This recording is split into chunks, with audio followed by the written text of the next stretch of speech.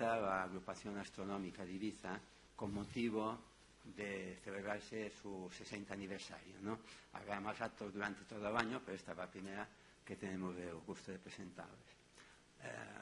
También quiero aprovechar la ocasión para comentarles de que el día 3 de marzo inauguraremos una exposición también de material astronómico, fotografías, en la calle Aragón, donde está la sala de exposiciones de Sa Nostra, que ahora gestiona el gobierno de Ibiza, el Consejo, ¿no?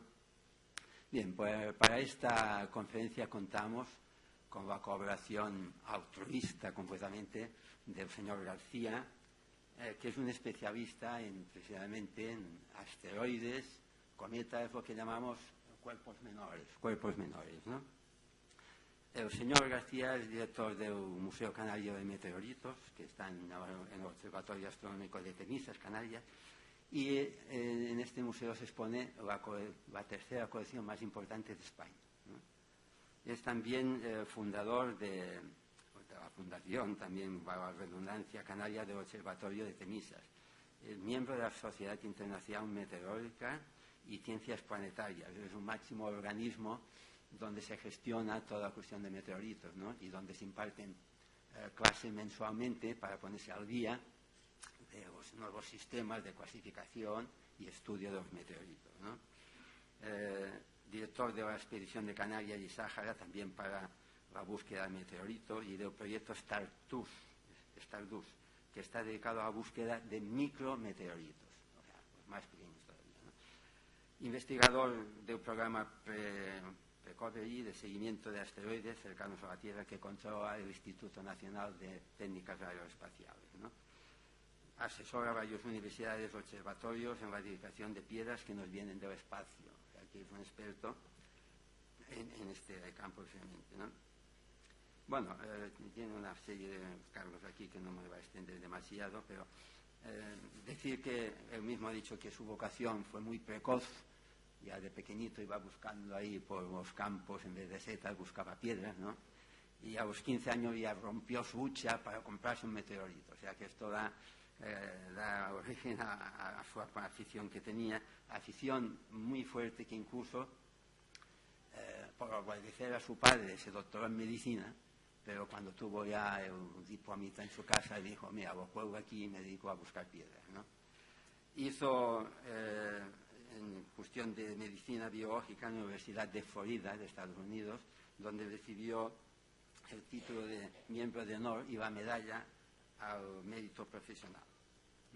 Además de todo esto, tiene otros campos de actuación, como es la arqueología y la geología, y en esto es coherente también, porque si la arqueología o la geología nos da medios para ver cómo se ha desarrollado nuestra civilización en la Tierra y cómo se ha formado la Tierra en concreto, ¿no? O el estudio de meteoritos y asteroides nos da idea también cómo se formó el sistema solar y por extensión también el sistema planetario y el universo, ¿no? No me voy a extender más porque ya nos han dicho que el tiempo es un poco corto, y decirle ya para terminar su filiación, que es extremeño de nacimiento, pero se ha criado y ha vivido siempre en Sevilla, bueno, ahora en Canarias, pero lo que no nos ponen aquí es que si es miembro del aficionado del Betis o del Sevilla. Esto no está claro. No está claro, pero vaya, no hago declaraciones. Bien, también anunciaros que mañana, con motivo de esta exposición, de 10:30 a 12:30, el observatorio de Puigdemont estará abierto para todos los que lo quieran visitar, y verán la colección completa de meteoritos, porque no está aquí toda, ¿no? Solamente se han expuesto los más pequeños y, bueno, los más importantes, ¿no? Y también se podrá aprovechar, si el tiempo acompaña, pues hacer una observación solar. Ya digo, si el tiempo acompaña, ¿eh? Esto parece que de momento no tenemos mucha suerte. Y no me voy a extender más, ya que el tiempo es para él, que nos tiene que explicar cosas. Y yo, si me lo permite, como veo que van a proyectar aquí unas imágenes, pues para proteger mis cervicales me pondré aquí delante, ¿eh? Tiene a usted el señor.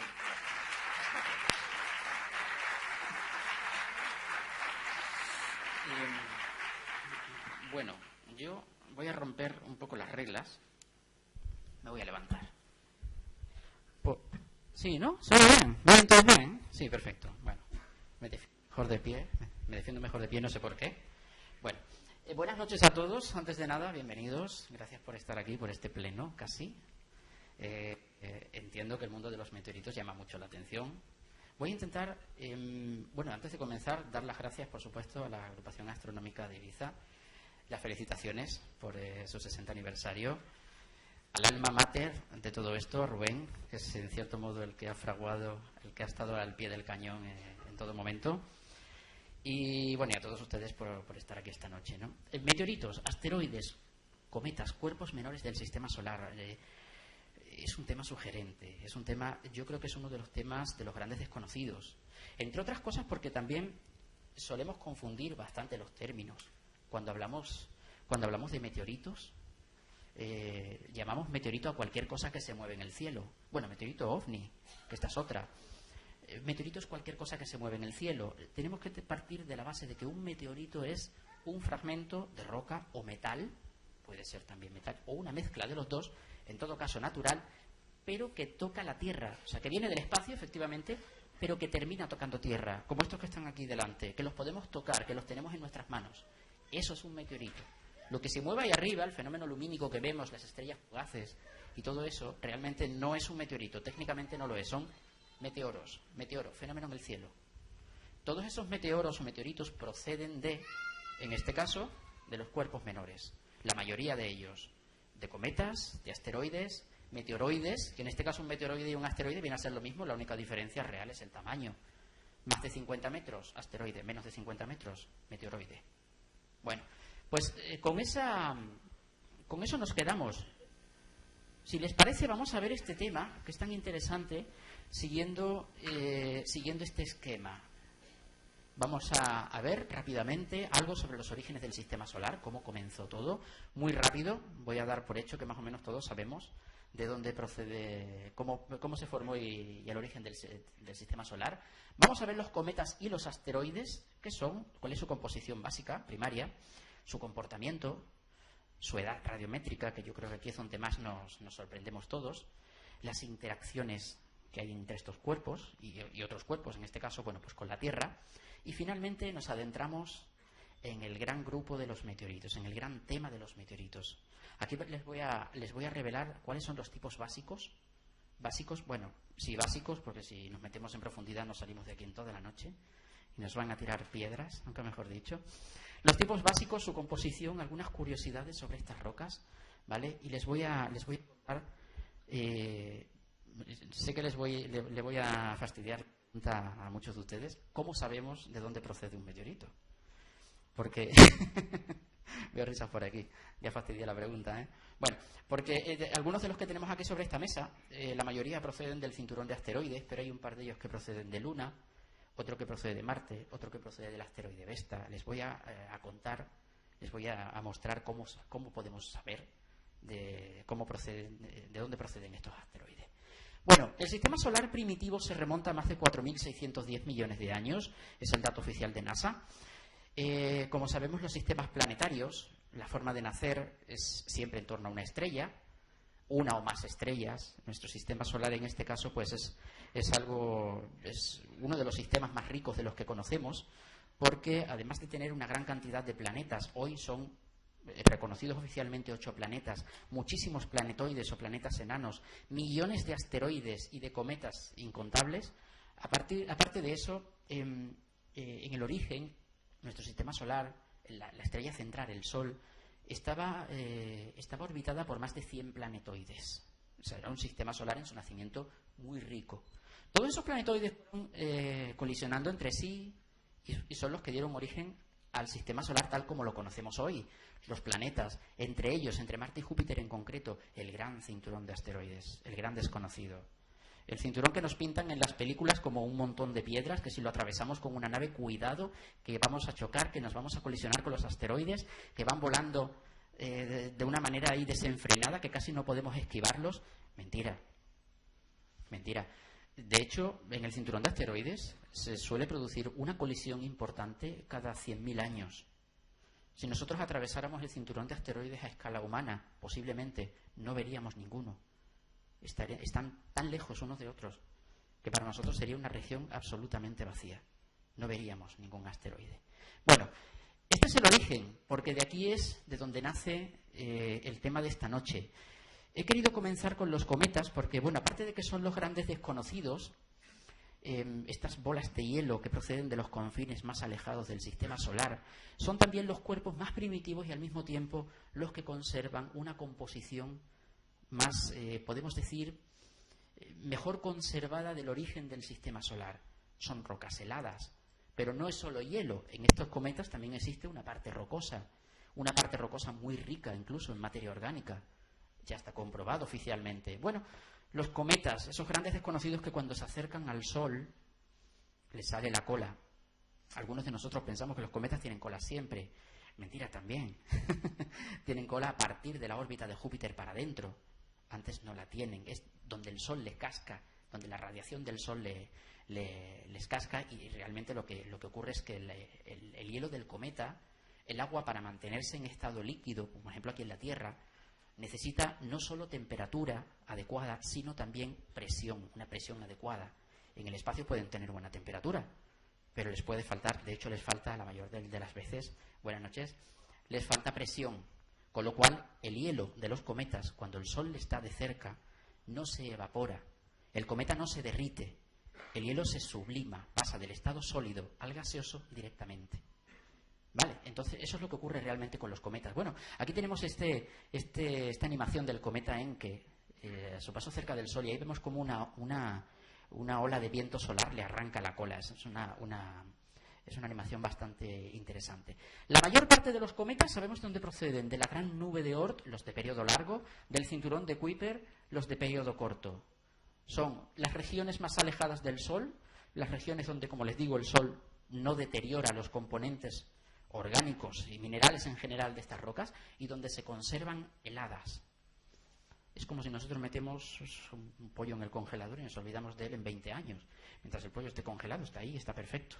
Es lo que ocurre con todos estos fósiles que encuentran por allá por Siberia, de mamuts y de estas criaturas, congeladas, y se conservan perfectamente. Pues lo mismo, en estos confines del sistema solar, todos estos objetos que llamamos transneptunianos, más allá de la órbita de Neptuno, se conservan exactamente con la composición primigenia del sistema solar.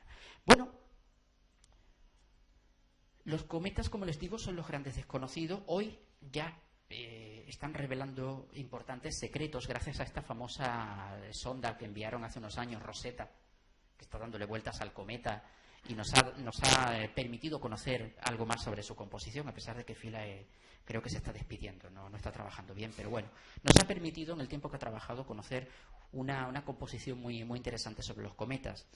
Los cometas básicamente, como les digo, son rocas de hielo, o sea, están compuestos por hielo, polvo mineral. En este polvo mineral hay mucha materia orgánica, bastante materia orgánica. Esto es importante por lo que luego más tarde les voy a comentar. Hay amoníaco, entre otros elementos, y ya evidentemente una gran cantidad de elementos químicos minoritarios, ¿no? Pero básicamente esta es la composición de un cometa. Es un núcleo de hielo. Realmente el hielo es un hielo amorfo, no tiene forma. La constitución de un cometa es como si fuera, ¿cómo les digo yo? Es una composición por capas, como una cebolla.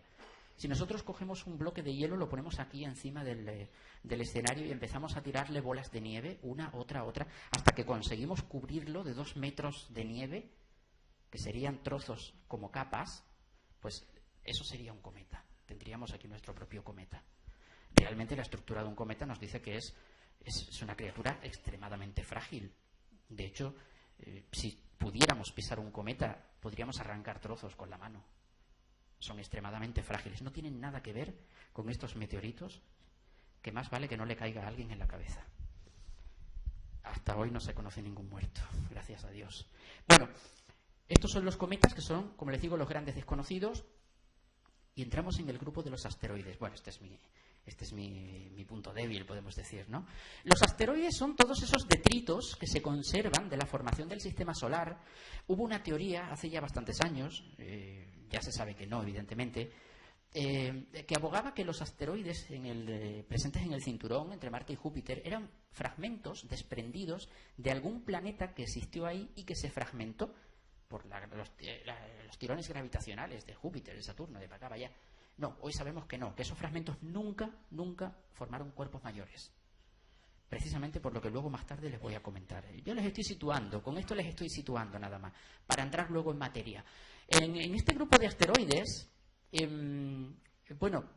los asteroides que orbitan ahí alrededor del Sol se han podido dividir en varios grupos. De hecho, tenemos el famoso grupo de los NEOs, Near Earth Objects, objetos cercanos a la Tierra, que en cierto modo pueden llegar a ser los más peligrosos para nosotros, en este caso en concreto los asteroides de tipo Apolo, que son los que cortan en algún momento de su recorrido, de su órbita, la órbita de la Tierra. Son los más famosos de los asteroides cercanos. Cuando sale la noticia, ahora está muy de moda, el 5 de marzo un asteroide cercano pasará a pocos kilómetros de la Tierra. Bueno, pocos kilómetros pueden ser 2 millones. Los astrónomos son así. Y aquí unos pocos. Bueno, suelen ser asteroides de tipo Apolo. Los asteroides Atón son los que tienen una órbita interior a la Tierra. Muy rara vez se acercan a la órbita terrestre. Ocurre en algunos casos, pero muy rara vez. Son asteroides internos. Y finalmente, los asteroides de tipo Amor son los que están por fuera de la órbita de la Tierra y que cortan la órbita de Marte. Pero en todo caso, están cercanos a nosotros. En cualquier momento, el hecho de ser cuerpos pequeños nos da a entender que tienen una órbita muy inestable, muy alterable, que con cualquier fenómeno gravitacional de cualquier tipo, cualquier cosa, puede alterar esa órbita, y de ahí es donde el hecho de la necesidad de tenerlos en vigilancia. Porque una de estas rocas, esto es sin alarmismos ninguno, pero sabemos que nuestro planeta ha atravesado por 5 grandes extinciones masivas, y algunas de ellas se han podido asociar a impactos de asteroides, como luego veremos, y no eran precisamente piedras muy grandes. Bueno, estos son los detritos cósmicos, como les digo, podemos decir, los progenitores de los meteoritos más primitivos que llegan a la Tierra. Y con esto de los asteroides hemos podido establecer algunos grupos. No quiero meterme en mucha profundidad con esto porque esto cansa mucho. Hemos establecido algunos grupos en base a una composición mayoritaria de esos cuerpos. Sabemos que existe un grupo de asteroides que son los de tipo metálicos. Los asteroides metálicos, evidentemente, si nosotros cogemos un trozo de hierro y le damos cabezazos, vamos a saber lo que es un asteroide de tipo M. Es un asteroide extremadamente duro, muy duro. Son asteroides que tienen una alta reflectabilidad, es muy fácil verlos, es muy fácil detectarlos. Y por otro lado, sabemos o creemos que son los progenitores, dado que en algún momento este tipo de asteroides, estos hierros metálicos, consideramos que han formado parte del núcleo de algún planetoide o de algún asteroide grande. Por lo tanto, estos hierros consideramos que en algún momento de su historia han estado fundidos. Realmente la edad radiométrica de estos asteroides los sitúa en torno a los 3.700 millones de años. O sea, ya no estamos hablando de los 4.600 del origen del sistema solar. Sabemos que cuando un material se funde, por ejemplo en la Tierra, cuando una roca se funde, el volcán expulsa la lava, esa lava se consolida, se seca, se enfría, se forma una roca volcánica.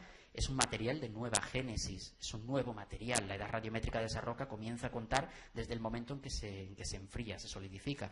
En este caso, los hierros metálicos, los asteroides metálicos, tienen una edad radiométrica de unos 3.700 millones de años, lo que indica que han formado parte de algún núcleo fundido o semifundido. Pero en todo caso, han recibido una temperatura bastante elevada. La composición mayoritaria de este tipo de asteroides, al ser metálicos, es el hierro y el níquel. La mayor composición es de hierro, con un contenido bastante importante en níquel. Y ahora que está tan de moda en Estados Unidos, que están invirtiendo un montón de millones en la minería asteroidal, que quieren ir a buscar oro, dicen, a los asteroides. Vamos a ver. Efectivamente conocemos asteroides donde el contenido de oro es considerable. Este metal, platino, iridio, galio, germanio, cobalto, son metales muy interesantes porque en la Tierra son muy escasos. Y curiosamente en este tipo de rocas, de asteroides, están en unas cantidades importantísimas. Y gracias a esas cantidades es a lo que nosotros después podemos basarnos para saber si un cráter de impacto en la Tierra es o no es un cráter de impacto. También puede ser un volcán extinto que queda de la misma forma. Se apagó y ahí quedó la forma de las montañas. Puede ser. Bueno, pues gracias a esos elementos químicos, lo que llamamos los elementos traza, podemos conocer el origen de eso.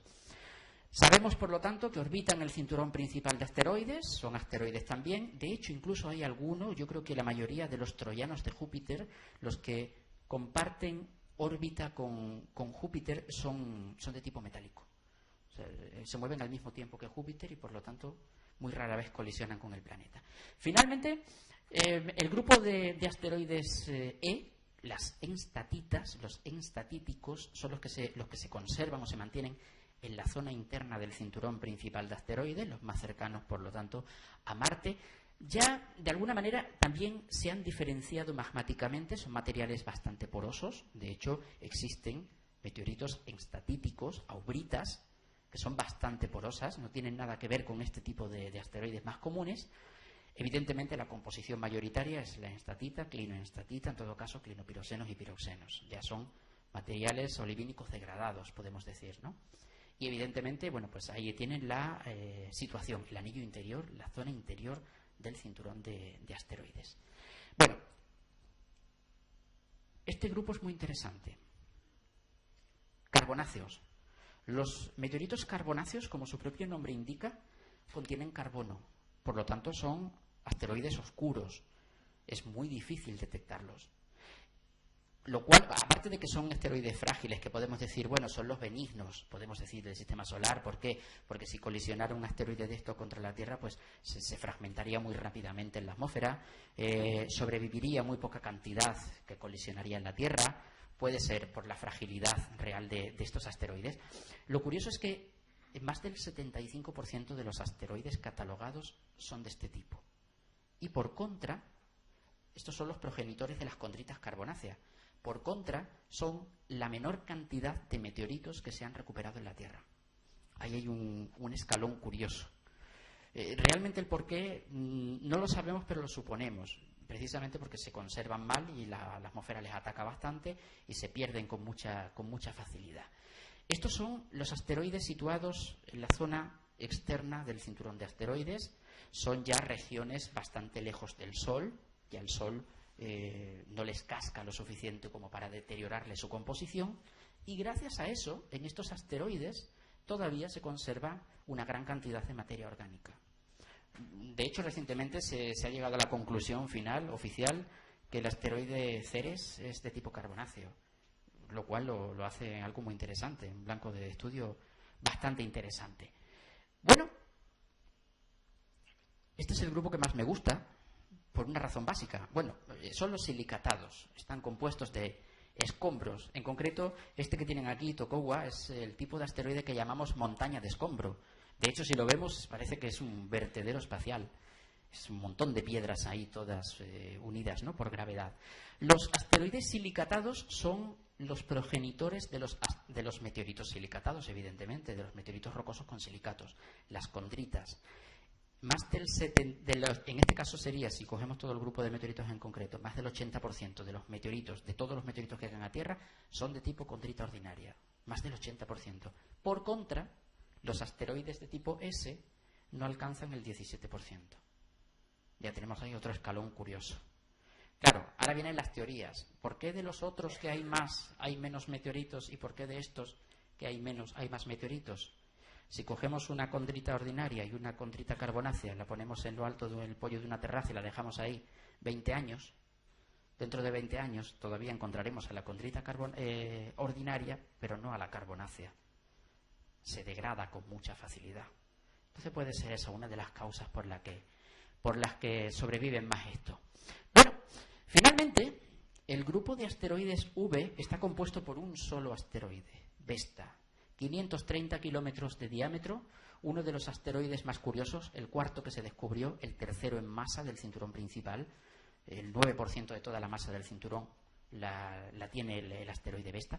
Vesta es un asteroide interesante porque toda esta zona que tenemos aquí arriba, esto es una cuenca de impacto. Vesta recibió hace aproximadamente unos 1.000 millones de años, poco menos, un impacto, fueron dos impactos violentísimos contra otro cuerpo, que hicieron que hasta el 1% de su masa saliera eyectada al sistema solar. Arrancó gran parte de su masa. La cuenca de impacto profundiza más de 80 kilómetros en la superficie del asteroide. Es una cuenca profunda. Bueno, pues gracias a este asteroide, a estas cuencas, bueno, ahora recientemente, saben, el año pasado estuvo la sonda Dawn de la NASA durante un año cartografiando, analizando por espectrometría todo el asteroide. Gracias a eso hemos podido asociar algunos meteoritos al asteroide Vesta. Evidentemente es un asteroide que, por la cantidad de masa que tiene, ha sufrido en algún momento de su historia una parte de un proceso de diferenciación magmática, en parte. Son materiales de nueva génesis, no son materiales primitivos. Bueno, y ahora ya sí, conociendo esos pequeños grupos de asteroides y conociendo los cometas, nos adentramos en el gran tema. Los escombros, los meteoritos, los fragmentos que llegan a la Tierra. Ya estamos dejando el cielo aparte, volvemos aquí, ponemos los pies en el planeta. Resulta que cuando se comienzan a estudiar los meteoritos, los científicos comienzan a darse cuenta, después de mucho quebradero de cabeza, porque claro, evidentemente venimos de una historia, realmente la historia espacial es muy reciente, desde hace unos años a esta parte. Antiguamente, decir que habías visto caer una piedra del cielo te podía costar la cabeza. O sea, de hecho, sabemos que, por ejemplo, en el periodo de la Edad Media, todo lo que caía del cielo, se veían caer cosas del cielo. Cuidado, que caigan piedras ardiendo del cielo no puede ser bueno. Esto es un aviso de Dios, estos son calamidades y estas rocas están malditas. Cae una piedra, hay que llevarla a la parroquia para que el cura le eche el agua bendita, le eche el responso, y ya no se volvía a saber más nada de la piedra. Estamos hablando de hace unos años. Ya después, a medida que fue pasando el tiempo, fueron proliferando las exposiciones de meteoritos, pero claro, resulta que la gente iba a una exposición de meteoritos y lo último que veía era meteoritos. Habían fósiles, había fragmentos de cuarzo, drusas, trozos de hierro, de una reja de arado que se quedaba en el campo. Cualquier cosa que se encontraran en un sitio donde aparentemente no debía de estar, la metían en una vitrina y le ponían delante una etiqueta que ponía aerolito. Y se acabó la historia. No hay más investigaciones, no hay más que hablar. Esto se ha visto caer, esto no estaba aquí en su sitio. Se acabó la historia. Un meteorito. Hoy no, hoy evidentemente la cosa ha cambiado mucho. Cuando resulta que empezamos a estudiar los meteoritos, nos encontramos con que la inmensa mayoría de ellos hay un patrón común, un nexo común. Y ese nexo es el hierro, el metal. La inmensa mayoría de meteoritos contienen metales y, dependiendo de la cantidad de metal que existía en el cuerpo, se establecieron los tres grandes grupos de meteoritos. En este caso, el primero son los sideritos. Los sideritos, su composición es más del 95% metálica. Si son muy grandes, hay algunos fragmentos que tienen vetas rocosas o tienen nódulos de grafito, nódulos minerales, pero la mayor parte de los sideritos es metálica. Vamos a ver si puedo ponerme el guante rápidamente, porque quiero coger este que tenemos aquí. De todas formas, este mañana o luego se acercan por aquí y lo podrán ver. Mañana lo tendremos en el observatorio también. Un siderito. Este, por ejemplo, es este que tienen aquí debajo, Campo del Cielo. Campo del Cielo cayó en Argentina hace unos 4.500 años. En la actualidad, de Campo del Cielo se han recuperado más de 100.000 kilos. 100.000 kilos. La caída tuvo que ser bestial.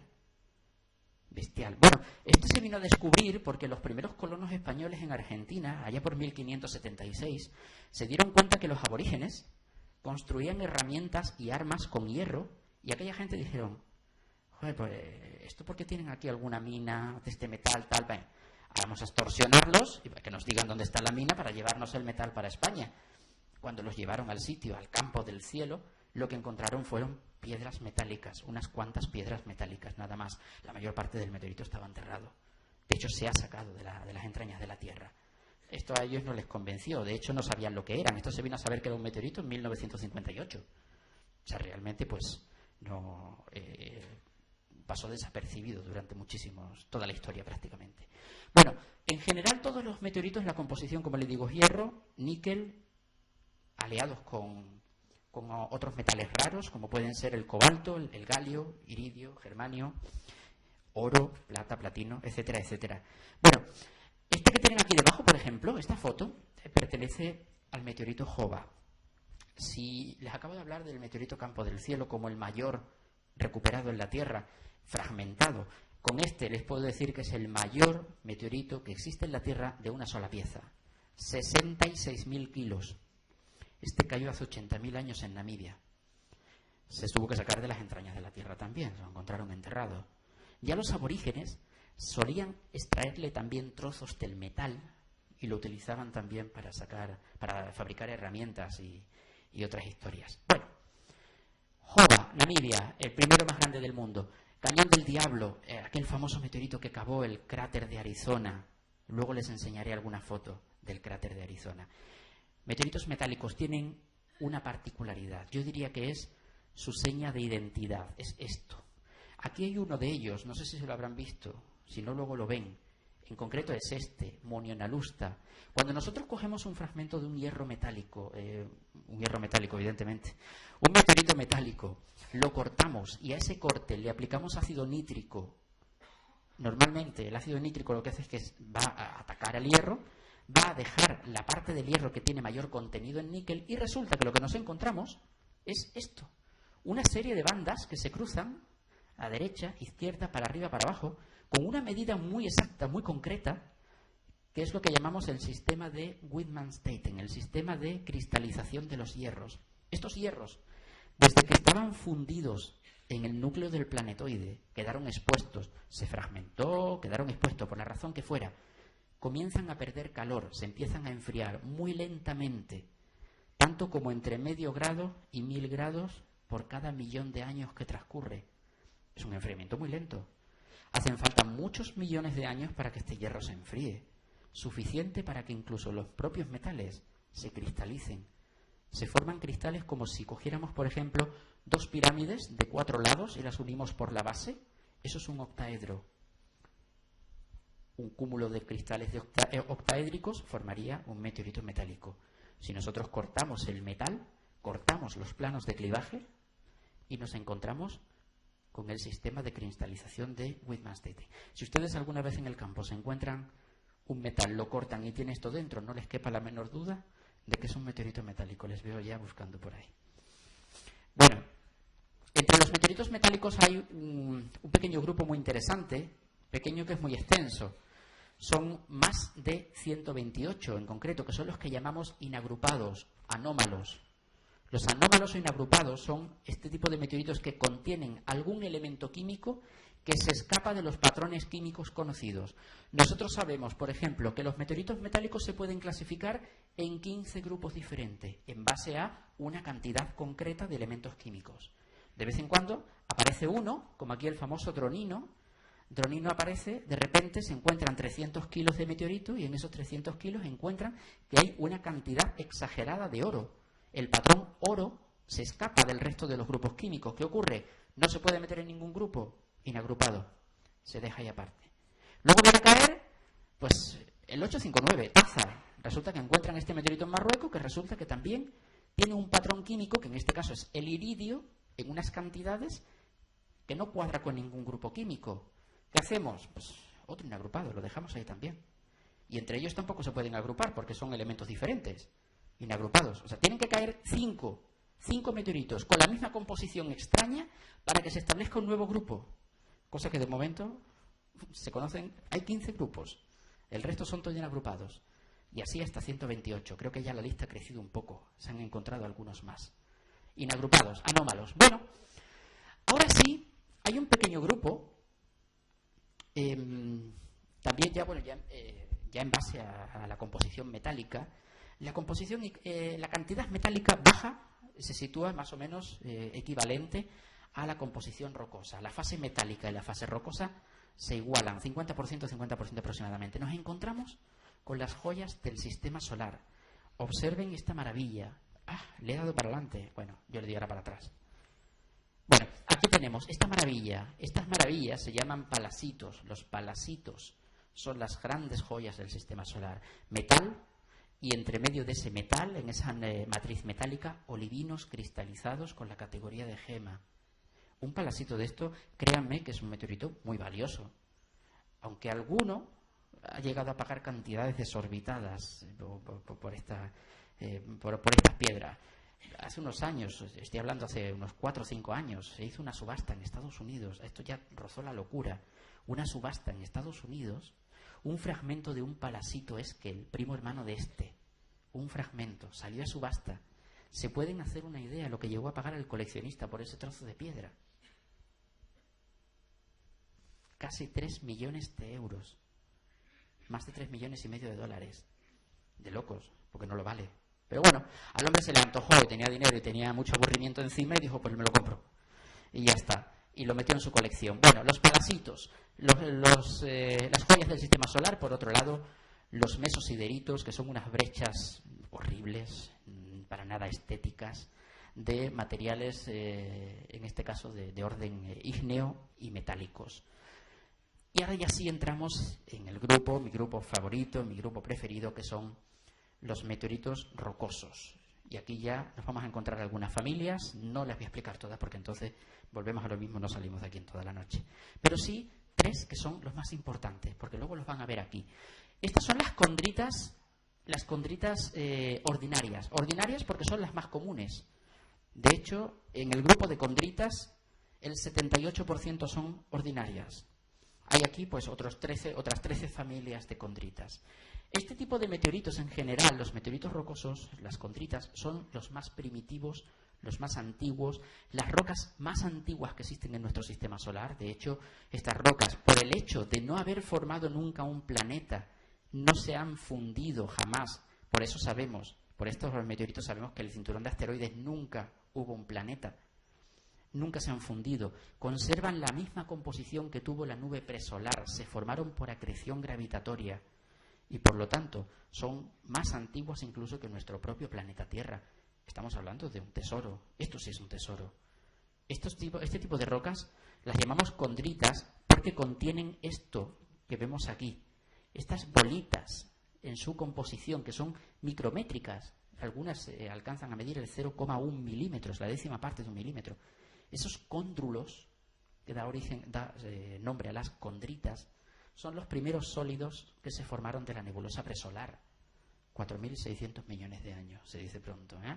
Bueno, en las condritas, como les digo, no me voy a entrar mucho en materia, pero sí hay un pequeño grupo que son estas, las condritas carbonáceas. Hace un momento les comentaba, cuando hablábamos de los cometas y de los asteroides de tipo C, carbonáceos, que contenían una gran cantidad de materia orgánica, recordarán. Bueno, hoy sabemos, por ejemplo, que estas condritas carbonáceas proceden de asteroides de tipo C o de cometas, de los núcleos extintos de los cometas.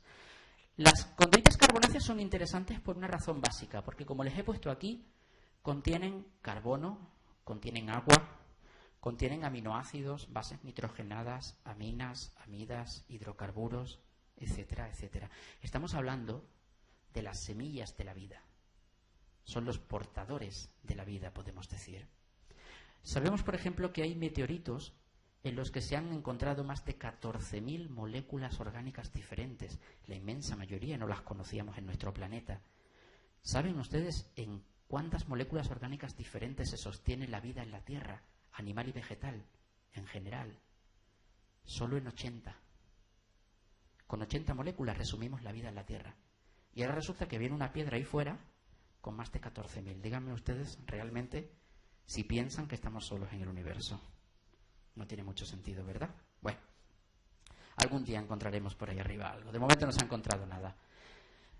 Las condritas carbonáceas, los meteoritos más interesantes en ese sentido, más valiosos para la ciencia, porque nos revelan algunos aspectos interesantes. El hecho de tener ciertas moléculas avanzadas, como la glicina, la alanina, que podemos decir prácticamente que son las bases sobre las que se sienta ya la formación de la proteína, es algo muy interesante para los científicos.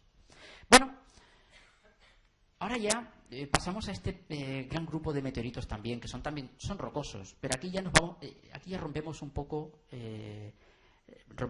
el esquema que traíamos de meteoritos con mucho metal, más o menos medio metal y poco metal. En este caso, aquí no tenemos metales. Estos meteoritos los llamamos acondritas. Acondritas porque no contienen cóndrulos y evidentemente tampoco contienen metales porque en algún momento de su historia se han fundido. Han formado parte de un cuerpo grande, de un cuerpo con suficiente masa como para formar magma en su interior y, por lo tanto, fundir los materiales primitivos y formar estas acondritas. Evidentemente, ¿de dónde procederían las acondritas? Pues si son de los cuerpos grandes, nos podemos hacer una idea. Hay meteoritos que proceden del asteroide Vesta, hay meteoritos que proceden de Marte, hay meteoritos que proceden de la Luna, y hubo un meteorito, existe de hecho, el Northwest Africa 7325, que hasta hace muy poco tiempo se pensó que procedía de Mercurio. O sea, era la joya de la corona de todos los museos del mundo. Muchos de ellos llegaron a pagar fortunas por fragmentos de este meteorito pensando que procedía de Mercurio. Recientemente, bueno, hace cuestión de un mes, poco más de un mes, tuve ocasión de publicar un informe que me llegó de Alemania, de la última investigación que se hizo de este meteorito, y pudimos determinar que efectivamente no procedía de Mercurio para nada. Tenía mucho que ver con las uralitas del cinturón principal de asteroides. Bueno, se echaron las manos a la cabeza. ¿Pero cómo va a ser esto? ¿Que hemos pagado fortunas por...? Pues, ¿han pagado fortunas por nada? Ahora se quedan con la piedra y a ver qué hacen con ella. Bueno, al final todo se sabe de dónde procede cada una de estas rocas. En concreto, las rocas de la Luna, esta que tienen aquí en esta fotografía, esta Northwest Africa, es un fragmento de lo que llamamos una brecha de anortosita. De la Luna existen diferentes tipos de rocas, existen brechas, existen basaltos, existen troctolitas, existen varios tipos de roca. Y curiosamente, todos, absolutamente todos, las rocas que trajeron en las misiones Apolo y Luna, las rocas que han caído por impactos de asteroides en la superficie de la Luna, han lanzado todo ese material al sistema solar, todo ese material ha sido captado por la gravedad terrestre. Esas rocas que proceden, en general, todas de la Luna, todas manifiestan su seña de identidad, una anomalía en el elemento europeo. El europeo es el elemento patrón de las... diferenciador, en este caso, de las rocas lunares. Una roca que se encuentra, se analiza y se le detecta la anomalía del europeo, no tiene otra procedencia más que la Luna. Vale, bueno, entre otras cosas, bueno, aquí hay una pequeña polémica. De hecho, me la han preguntado muchas veces. Si la Luna y la Tierra tuvieron el mismo origen, ¿por qué en la Luna hay materiales que no existen en la Tierra? Por ejemplo, la anortosita que da origen, que da nombre a las brechas. Porque en la Luna la anortosita abunda. Son las regiones altas, las zonas blancas de la Luna. Son campos de anortosita. En la Luna abunda. En la Tierra no existe la anortosita. En sus orígenes, 4.000 millones de años, la anortosita también existía en la Tierra. Pero bueno, en la Tierra la cosa cambia. Tenemos atmósfera, tenemos agentes geológicos. Los materiales se degradan. Hoy en la Tierra no existe anortosita. Existe un feldespato parecido que es la anortita. Ya es claramente diferente en sus moléculas. Son materiales diferentes. Claro, resulta que encuentras en el desierto un fragmento de una roca, la analizan y te dicen, aparte de la anomalía del iridio, resulta que tiene clastos de anortosita. Aquí los tienen estos blancos. Pues entonces, blanco y en botella, leche. Es una roca lunar. No hay más vueltas que darle. Hoy día es muy fácil saber de dónde procede este tipo de rocas. Bueno, una de las técnicas analíticas que utilizamos para estudiar los meteoritos es la petrografía mediante luz polarizada. O sea, se trata de elaborar una lámina delgada, pues delgada son 30 micras, o sea, casi ni se ve. O sea, 30 micras de una lámina del meteorito y someterlo a luz polarizada, y aquí es donde nos encontramos realmente la cara de los meteoritos. En este caso, cuando lo que estamos viendo es una condrita, los materiales más primitivos, nos encontramos que todas ellas contienen cóndrulos, estas bolitas que les decía antes, que eran los primeros sólidos que se habían formado en el sistema solar. Cóndrulos.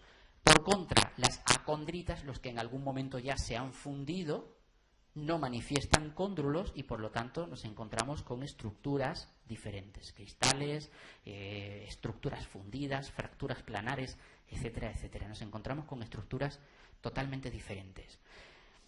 Esta es una de las fases analíticas de los meteoritos. La otra, ¿por qué sabemos de dónde procede un meteorito? ¿Cómo podemos decir, esta eucrita procede del asteroide Vesta? Bueno, pues existe una técnica que es la reflectancia. La reflectabilidad de los asteroides nos permite establecer un patrón, dependiendo de la luz que reflejan, un patrón de los elementos químicos de su superficie. Entonces, yo les voy a explicar rápidamente cómo funciona este tema. Resulta que hemos calculado el patrón de reflectancia del meteorito Capoeta. Es una eucrita que se recupera en Marruecos. Bueno, pues la única manera de saber de dónde procede este asteroide es pues comparando las reflectividades, ¿no? Sacamos el patrón y ahora resulta que, bueno, pues tenemos una muy buena base de datos con los espectros de reflectancia de la mayoría de los asteroides que se conocen. Todos están perfectamente catalogados. Bueno, pues se trata simplemente de comenzar a poner, esto lo hace todo automático la base de datos, si no, no acabaríamos nunca, comenzar a poner patrones diferenciadores unos con otros, diferenciar todo esto. Resulta que el asteroide Alinda no tiene concordancias de interés. Resulta que el asteroide Amantis tampoco. El asteroide Iduna tampoco. El asteroide Vesta sí tiene concordancias espectrales muy importantes con el meteorito Capoeta, con lo cual podemos decir que Vesta es un progenitor fiable de este meteorito. Progenitor muy fiable en este caso. El patrón de reflectancia del asteroide y del meteorito coinciden perfectamente. Bueno, cuando no tenemos materiales directos, como ocurre por ejemplo con las rocas lunares, tenemos rocas traídas de la Luna, o con las rocas de Marte, los rovers están trabajando sobre el terreno, nos están enviando análisis directos de esas rocas. En este caso tenemos que conformarnos de momento con esto.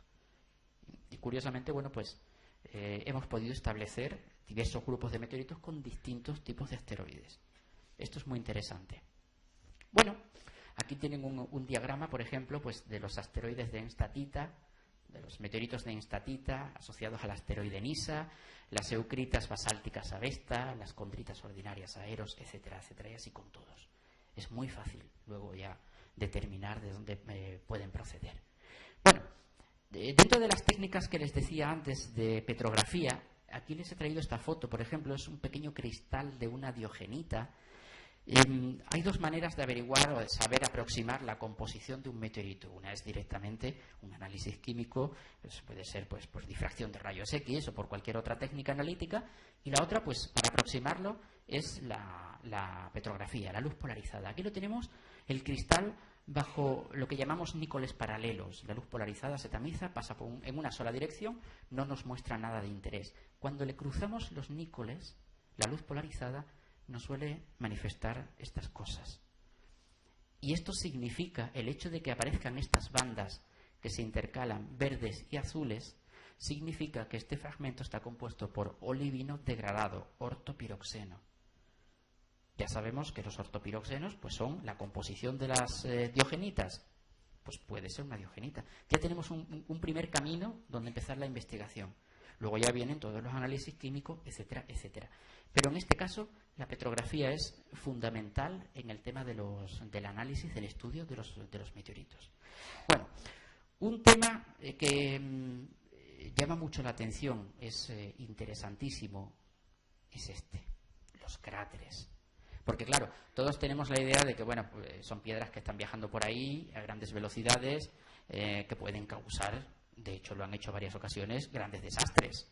Pues sí, pero esto pasa una vez cada 60 millones de años, realmente. O sea, realmente no es un peligro. La inmensa mayoría, les puedo decir, que diariamente vienen cayendo del orden de entre 150 a 200 toneladas de material extraterrestre sobre la Tierra, sobre la superficie. La inmensa mayoría de esos materiales son tan pequeños que pasan desapercibidos para nosotros o se pierden directamente en la atmósfera. ¿Vale? Bueno, de vez en cuando también cae uno de estos, que es noticia. Aquí tenemos, por ejemplo, esto sí lo conocerán, lo habrán visto varias veces, ¿verdad? El gran cráter de Arizona en el desierto de México, de Estados Unidos, perdón, de Arizona. Bueno, el Meteor Crater mide 1.200 metros de diámetro, 170 casi de profundidad. Lo causó una roca de apenas 30 metros. Hombre, una roca de 30 metros es una roca considerable, pero si lo comparamos con los grandes asteroides que sobrevuelan nuestras cabezas diariamente, pues la cosa es diferente. Es una roca realmente a escala astronómica pequeña y causó esto hace 50.000 años. Impresionante. Se han recuperado fragmentos de este meteoroide al caer reventó en más de 3 kilómetros a la redonda. O sea, el impacto es bestial. Es uno de los cráteres mejor conservados precisamente porque es uno de los cráteres más recientes, 50.000 años. Pero no es el único, evidentemente. Aquí tenemos hace unos 250 millones de años el gran cráter de Manicouagan, casi 100 kilómetros de diámetro. Los cráteres en la Tierra, evidentemente, como todo en la Tierra, tiene la particularidad de que se va erosionando con el tiempo, con lo cual realmente el cráter de lo que queda en muchas ocasiones es la apariencia pues de un lago que se ha formado en el interior o alrededor del cráter, como es el caso de Manicouagan, y poco más. En este caso, el cráter de Manicouagan fue el causante de la extinción del Pérmico Triásico. Más del 96% de las especies vivas de la Tierra murieron. El 96%. Costó muchos millones de años a la naturaleza volver otra vez a restablecer las especies. O sea, que evolucionara lo poco que quedó, cucarachas y ratas, digo yo. Y poco más, bacterias en el mar, digo yo. Muy pocas especies suficientes como para volver a regenerar la vida, pero tardó muchos millones de años. El gran cráter de Manicouagan, el asteroide que lo causó se ha calculado aproximadamente en unos 5 kilómetros. Ya es una piedrita un poquito más grande. Bueno, no es el único. Este está muy de moda desde hace unos años. El cráter de Chicxulub está a la mitad en la península de Yucatán, la otra mitad en el mar, dentro del mar.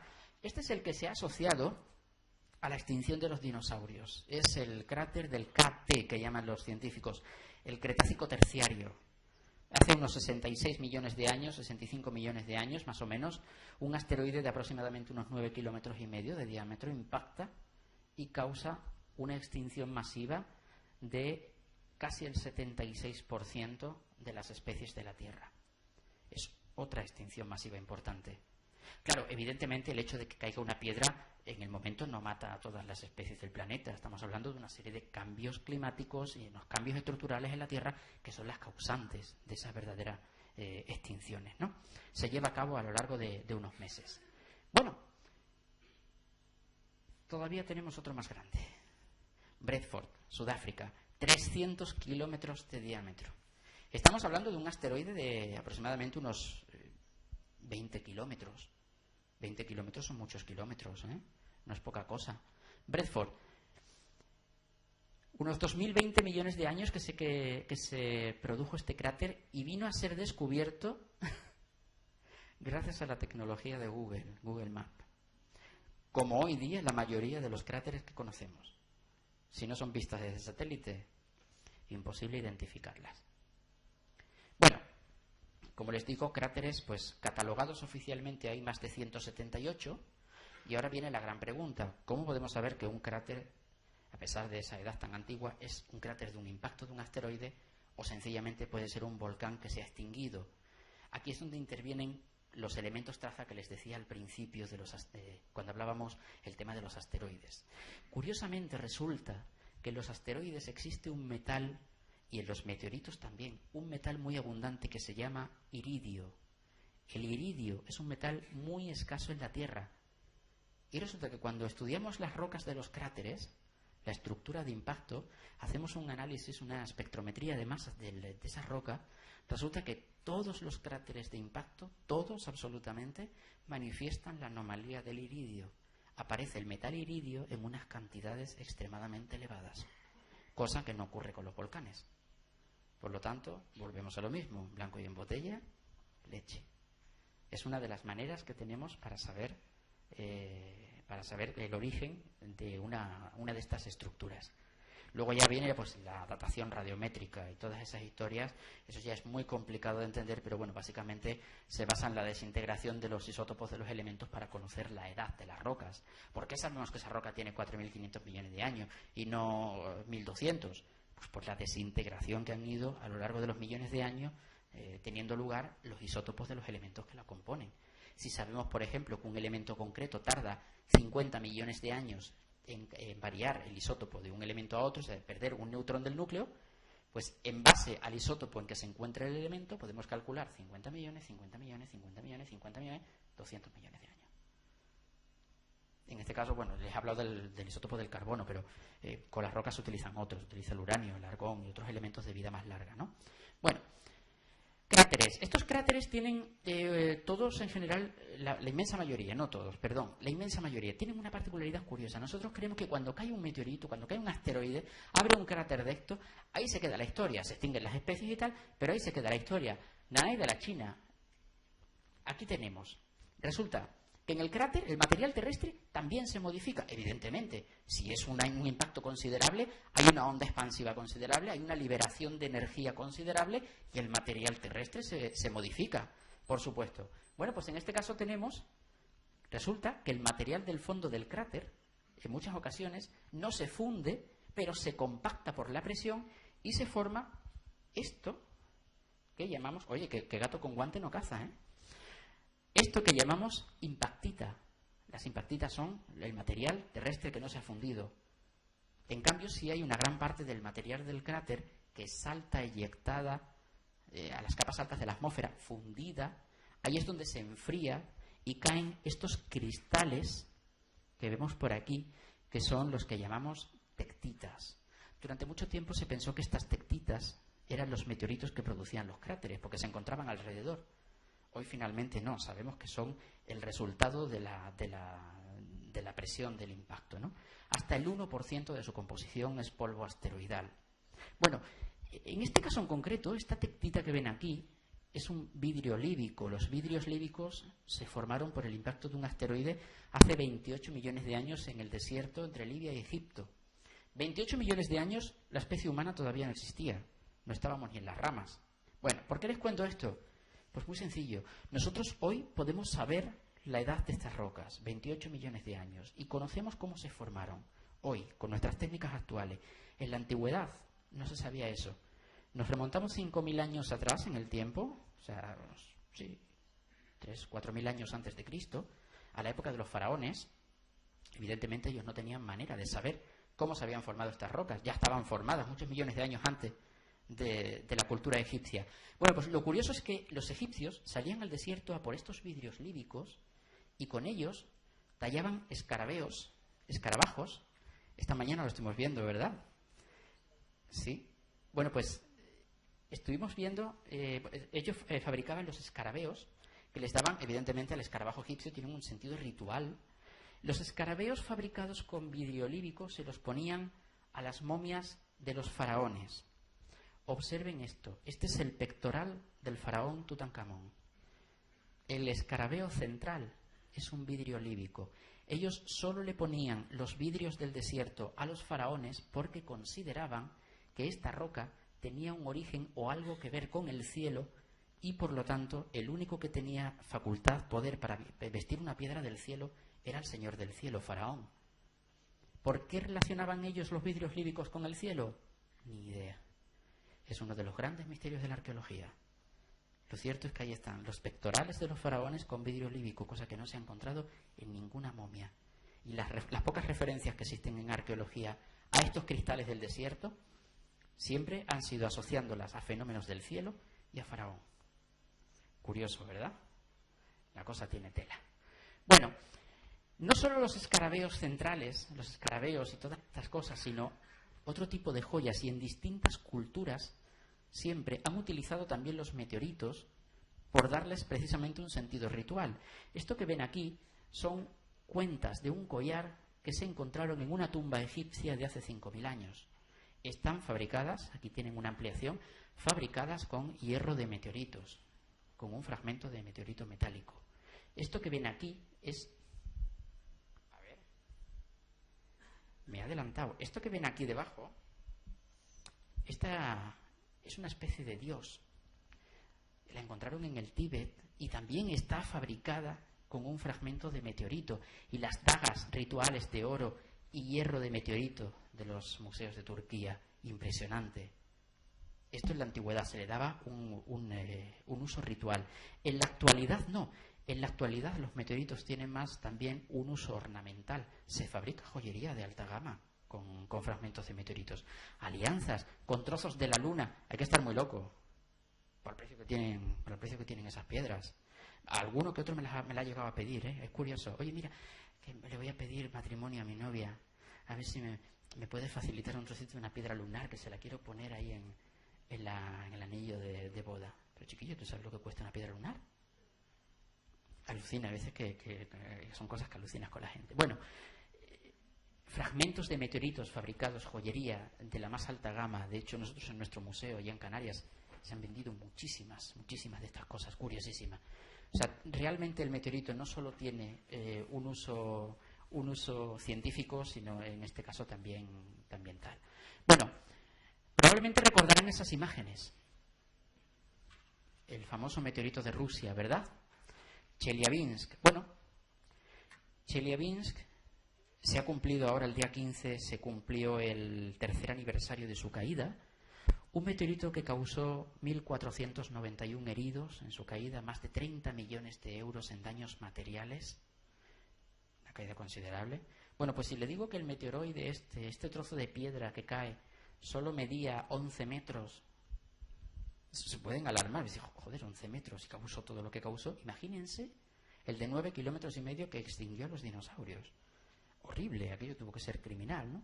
Bueno, este evento, el evento de Chelyabinsk, es el que de alguna manera nos viene a advertir. Es necesario vigilar el cielo. ¿Por qué? Pues porque sencillamente no se esperaba. Esto entró sin previo aviso. Esperábamos ese mismo día por la tarde el paso de un asteroide, el 2014, ¿cómo fue? 2012 DA14, exactamente. Lo esperábamos por la tarde y por la mañana, a las 9:20 de la mañana, entró de improviso y causó todo el daño que causó. Esto es lo que nos viene a recordar que, cuidado, hay que vigilar el cielo. Es una cuestión muy importante. Hemos tenido 5 grandes extinciones masivas, muchas de ellas asociadas a impactos de asteroides.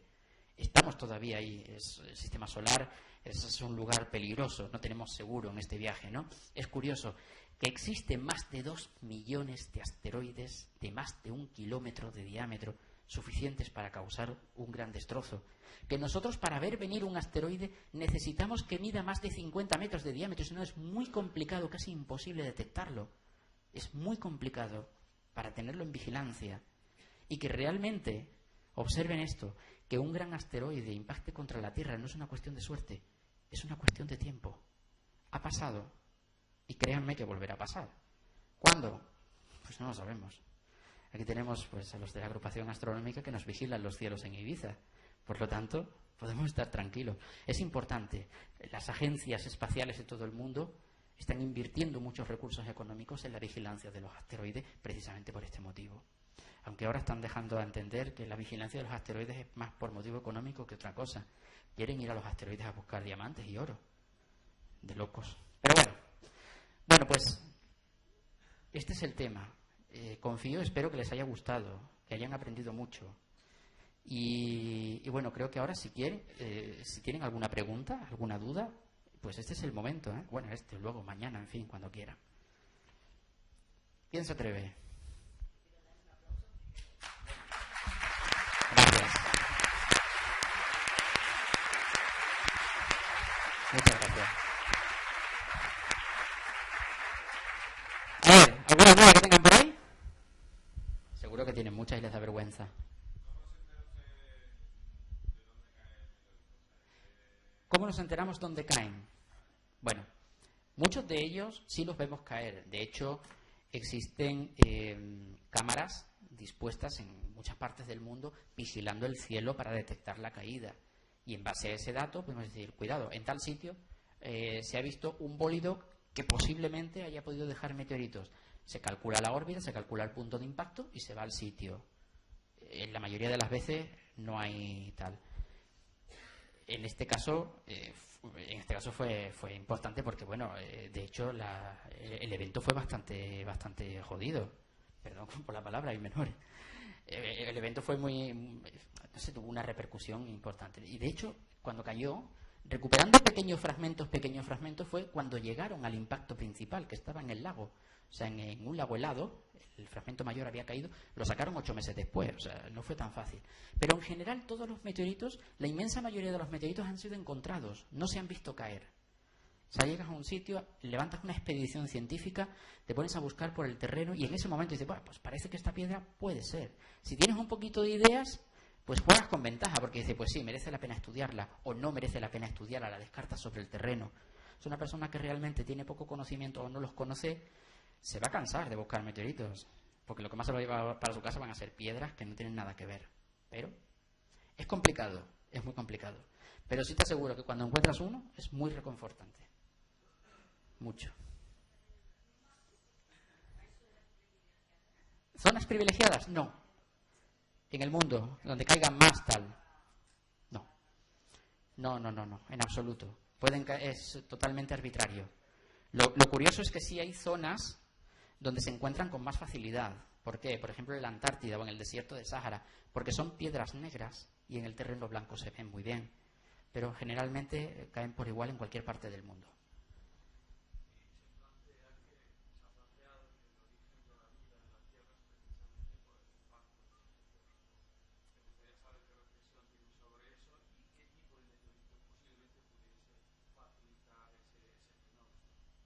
Bueno,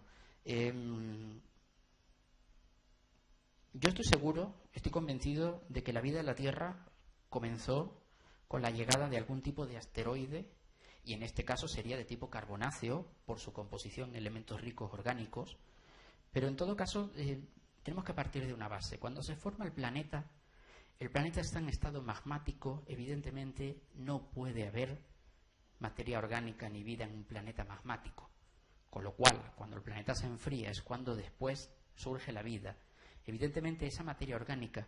Existe un estudio, no recuerdo exactamente quién lo hizo, pero existe un estudio que lo que ha hecho ha sido una retrospección en la vida en la Tierra hasta el momento de los aminoácidos más básicos, incluso después. O sea, el periodo que va desde la formación del aminoácido en descomposición a las materias orgánicas de origen inorgánico, y resulta que si comparamos ese periodo de formación de la vida, de los elementos orgánicos, con el periodo de formación de la Tierra, a la Tierra le falta tiempo para que pueda albergar eso, con lo cual nos indica que efectivamente el aminoácido llegó ya formado a la Tierra, que es anterior a la formación de la Tierra, que procede, por lo tanto, de algún tipo de cometa o asteroide carbonáceo. O sea, eso se ha demostrado, hasta ahí se ha llegado. Lo que todavía ningún asteroide, ningún cometa ha venido a demostrar la teoría de la panspermia, o sea, esa famosa teoría que dice que la vida llegó a bordo de una piedra y aquí luego ya se desarrolló. No, hasta ahí todavía eso no se ha demostrado. Pero sí creo que el material básico fundamental para la formación de los aminoácidos, en este caso de las proteínas, procede de fuera de la Tierra. Estoy totalmente convencido. ¿Algo más por ahí?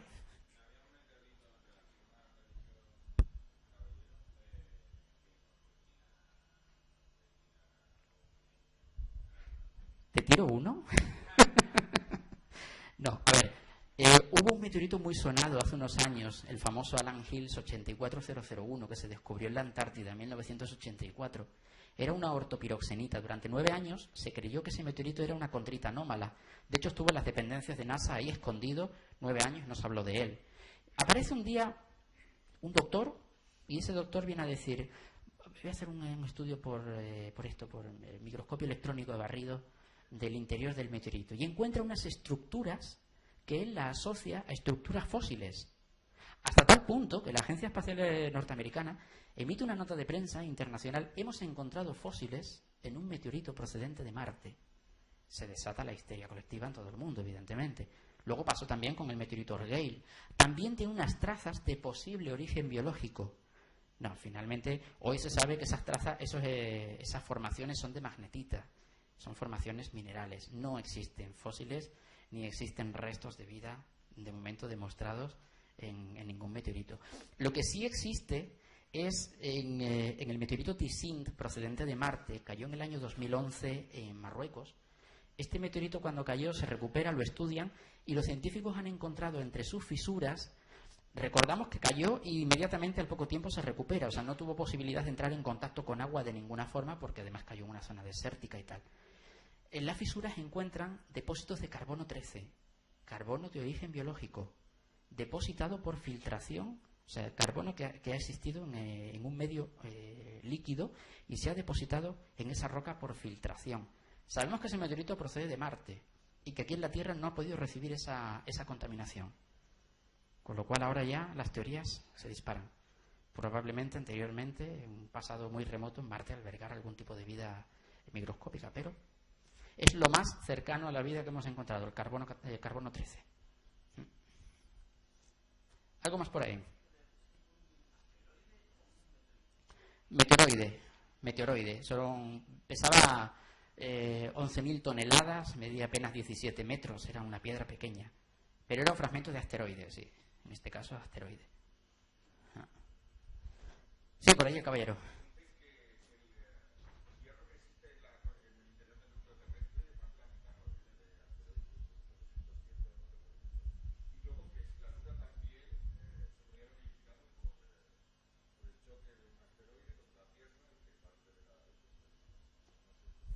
Sí, bueno, de hecho la teoría de la formación de la Luna principal es que en el principio del sistema solar más de 100 cuerpos orbitaban al Sol. Las colisiones entre ellos eran realmente frecuentes. En este caso, los científicos lo llaman, al planetoide que colisionó contra la Tierra, lo llaman Theia, Theia. Y de esa colisión es de donde nace la Luna. O sea, la colisión, gran parte del material del manto terrestre lo eyecta, se queda formando una especie de anillo de escombros alrededor de la Tierra y se consolida la Luna. O sea, esa es la teoría más aceptada. El núcleo de la Tierra, bueno, suponemos que el núcleo es metálico y que además está fundido por una razón básica, porque la Tierra tiene un campo magnético bastante intenso. Y para que eso se produzca necesita obligatoriamente que haya un núcleo metálico, ¿vale? Entonces, eso es interesante, pero ¿que procede de meteoritos? No, yo creo que no. Yo creo que, igual que el resto de los núcleos de los planetoides y demás, es de la materia que existía en el disco protoplanetario. Cuando se fue acrecionando, los metales por densidad, por gravedad, se fueron al centro y se formaron sus núcleos, ¿no? Se diferencian y se forman sus núcleos. O sea, pero probablemente, pues sí, sea el mismo material que el que conocemos en los meteoritos metálicos. Muy probablemente, porque la nebulosa solar era la misma. Con lo cual el metal seguramente sería el mismo. Sí. Probablemente con algún patrón diferenciador, algún elemento químico extraño, bueno, me refiero a cantidades extrañas, porque realmente los elementos químicos son los mismos en todo el sistema conocido, ¿no? Pero sí, probablemente sea el mismo que los meteoritos metálicos. ¿Algo más por ahí? ¿Por allí, el fondo?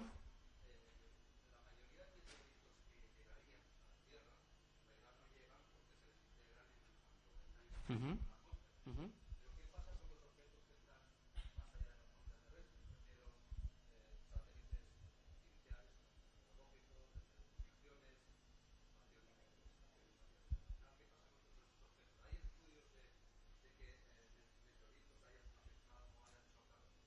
Un dato.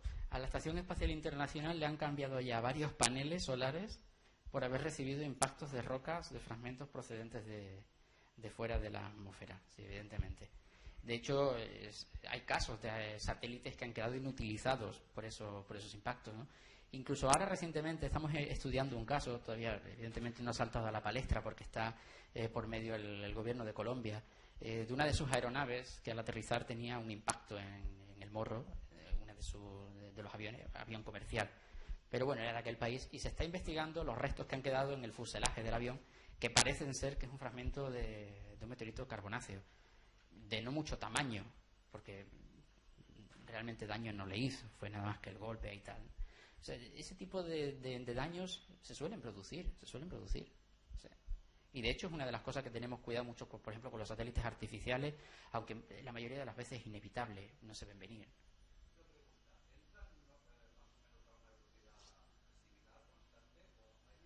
No, depende. Eso depende de varios factores. Uno de ellos, por ejemplo, es si viene de frente a la Tierra o va en el mismo sentido que la Tierra y entra por encima. O sea, cuando tú, por ejemplo, un asteroide, en el sistema solar los cuerpos, la velocidad máxima son 72.000 kilómetros hora. Hasta ahí, tal. Pero si esos 72.000 kilómetros hora le sumas los 30 kilómetros por segundo que lleva la Tierra de frente, con lo cual la velocidad aumenta. El daño puede ser mayor, si el cuerpo es grande, puede ser mayor daño, ¿no? En el caso de que el asteroide coja la Tierra por detrás, entra por el lado y la colisiona, evidentemente se restan las fuerzas, con lo cual la entrada va a ser más lenta. En este caso de Rusia en concreto, creo recordar que entró a 64.000 kilómetros hora. O sea, era una entrada bastante interesante, ¿eh? Bastante interesante. Pero eso depende del ángulo de entrada y depende de la velocidad también que lleve el cuerpo. Los hay que van más lentos, los hay que van más rápido. Depende de varios factores. ¿Algo más? ¿Sí?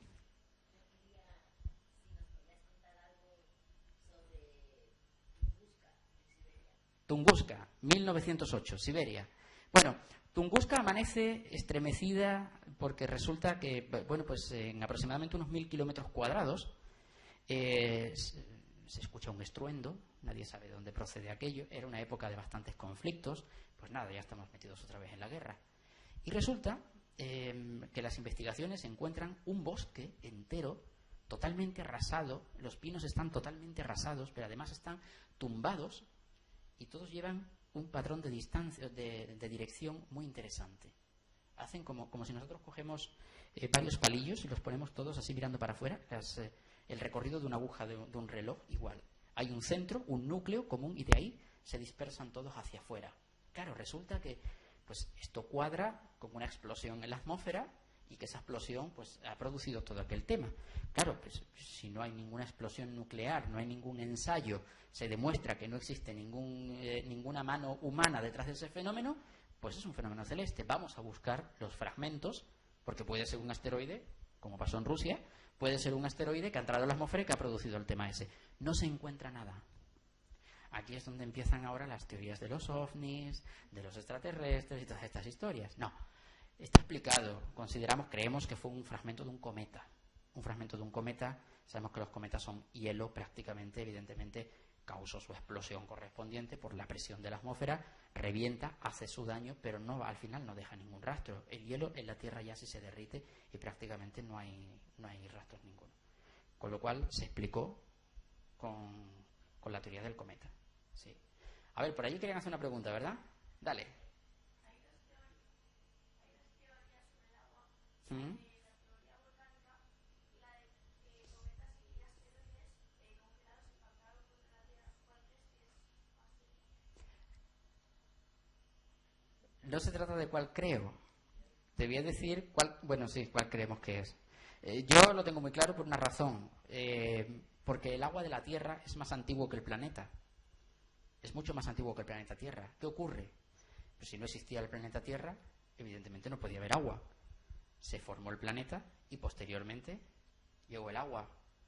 O sea, yo creo que el agua vino a consecuencia, en concreto, impactos de cometas, que son los que trajeron el hielo al planeta.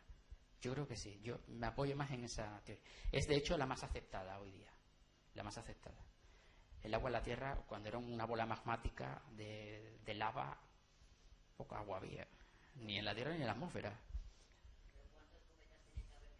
No se trata de cuántos, se trata de cómo y de qué tamaño.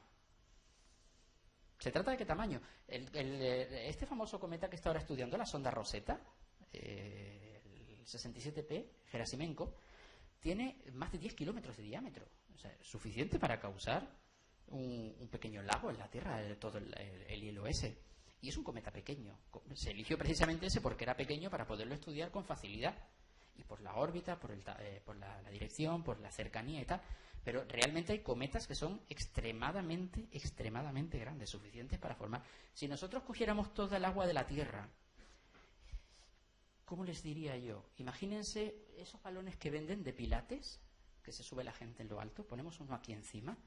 Esta es la Tierra, y nosotros cogemos todo el agua del planeta, perfectamente cabría en la mitad de esta copa, la mitad. La corteza terrestre, la zona más profunda, el lecho marino más profundo, solo mide 11 kilómetros de espesor, 11 kilómetros. O sea, realmente la cantidad de agua en la Tierra no es tanta como creemos. De ahí para abajo no hay agua. Una última pregunta, ¿sí? ¿Alguien más por ahí? Dispara. Uh-huh.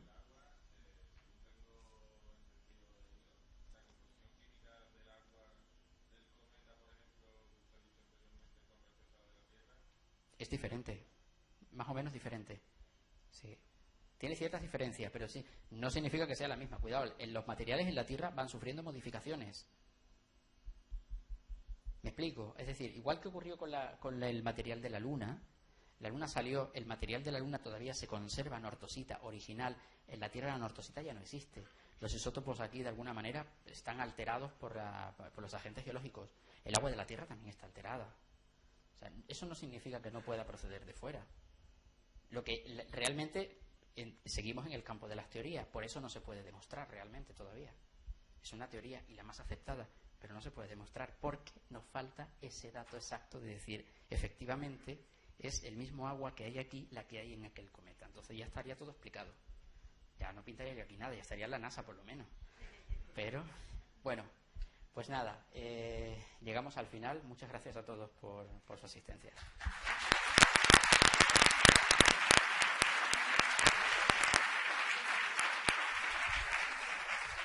Me apuntan por aquí que pueden acercarse si quieren a ver los meteoritos, hacerles fotos, ¿vale? Lo que no les dejo es tocarlos.